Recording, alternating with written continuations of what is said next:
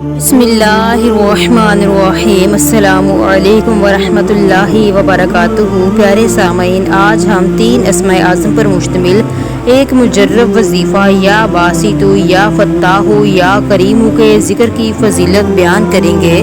सामईन कराम, अक्सर औक़ात ज़िंदगी में ऐसे मोड़ आते हैं कि हमें लगता है हम मुश्किलात के घेरे में बुरी तरह से फंस चुके हैं और यहाँ से निकलने का कोई ज़रिया नहीं है। तो या बासितु या फत्ताहु या करीमु का वजीफ़ा ऐसा वजीफ़ा है कि आप किसी भी परेशानी में गिरफ़्तार हों, आपको मायूस होने की ज़रूरत नहीं है।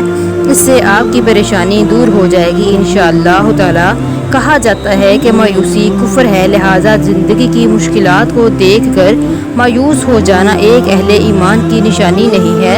अगर कारोबार या नौकरी का मसला हो तो ये वजीफ़ा नहायत कारआमद साबित होता है। कुछ लोगों को नौकरी के मसाइल दरपेश होते हैं और कुछ को कारोबार से मुतल्लिक और कुछ के लिए शादी के मामला नहायत पेचीदगियों का शिकार हो जाते हैं। आपको चाहिए कि जिस तरह के भी मसाइल में गिरफ़्तार हों, ये वजीफ़ा ज़रूर कर लीजिए। दरअसल ये वजीफ़ा अल्लाह ताला के 3 नामों पर मुश्तमिल है। प्यारे सामईन कराम, जब अल्लाह ताला की सिफ़ात बयान की जाएँ और इसको इसके प्यारे और खूबसूरत नामों का वास्ता देकर दुआ की जाए तो दुआ ज़रूर कबूल होती है। अगर ये वजीफ़ा किया जाए और पूरे यकीन के साथ अल्लाह ताला से दुआ मांगी जाए तो मुश्किलात इस तरह दूर होंगी कि आप खुद हैरान रह जाएंगे।